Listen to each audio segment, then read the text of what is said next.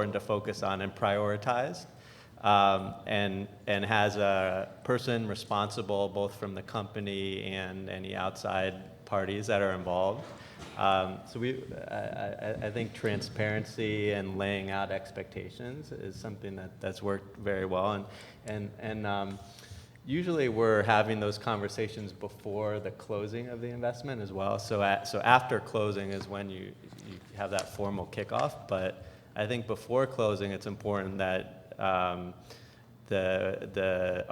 goals and plans are shared with the founder, and that we're on the same page, so that there aren't surprises on day one. That try to avoid that situation. I appreciate it. Very similar.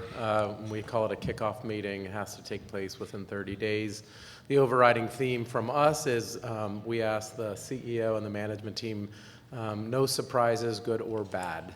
We don't want to be surprised by just about anything. So we implement a weekly good-bad report, which is a simple email coming from the leader of the company, and we ask for 4 or 5 bullet points of the good things that happened at the company last week and the hopefully 2 or 3 bad things or less.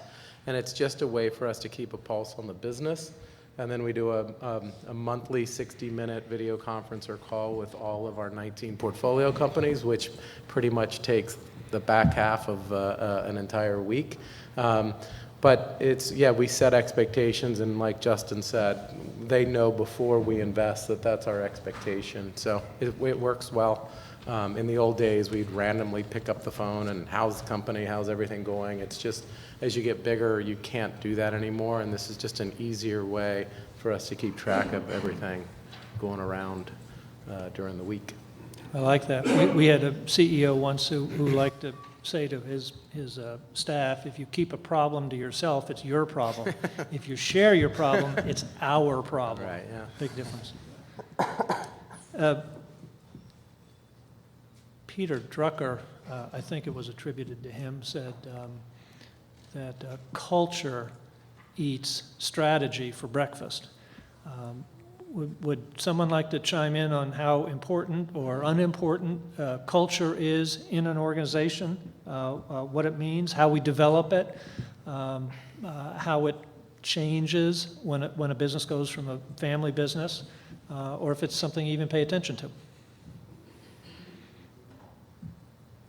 Tom, you want to give that a shot? Sure. I mentioned some of this in my earlier comment, but we think that at least in a high growth business and in an attractive growing sector, which hopefully would be the case in all the investments that we do, since we're focusing on specific what we perceive to be higher growth areas and investing in higher growth companies, we think it's critically important to maintain the culture.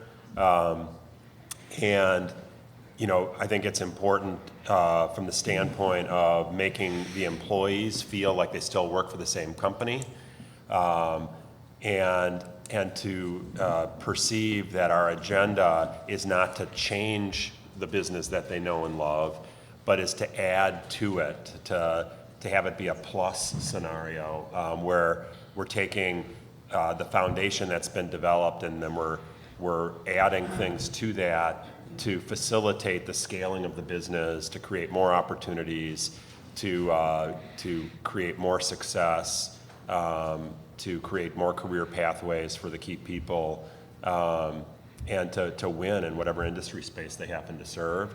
And if we do it well, we do it in a way where the cultural identity of the business is very recognizable at exit. It's very much like a grown-up version of the culture that we inherited when we started. And the proof in that, for us at least, has been that 100% of the founders and CEOs of every single company that we've invested in, and I've been doing this for almost 30 years, our team's been together since approximately 2000, that 100% of those folks have invested into Fund 1 and Fund 2 in significant terms. And most of our executive advisors, we have 10 of them that are officially connected to our firm as advisors, are former founders and CEOs of companies that we've invested in. And so when you can make that claim, I think it's evidence of the fact that we've done our job in terms of maintaining the integrity of the culture, maintaining the integrity of the businesses, and having it be a good experience for that founder whose fingerprints were all over the company, because they stay very, very loyal to us. And that then becomes an evidence base that's really attractive for that new company that we're pursuing, where the founder's trying to figure out if we're the kind of partner that they want to deal with, especially if they're going to leave a large proportion of their economics in the business. Tom, do you do that with increased communication or different means of communicating with the employees? Or how do you make them understand and feel? How do you make them understand and feel that, yeah, there is no change, the culture is the same, don't worry, because there's always skepticism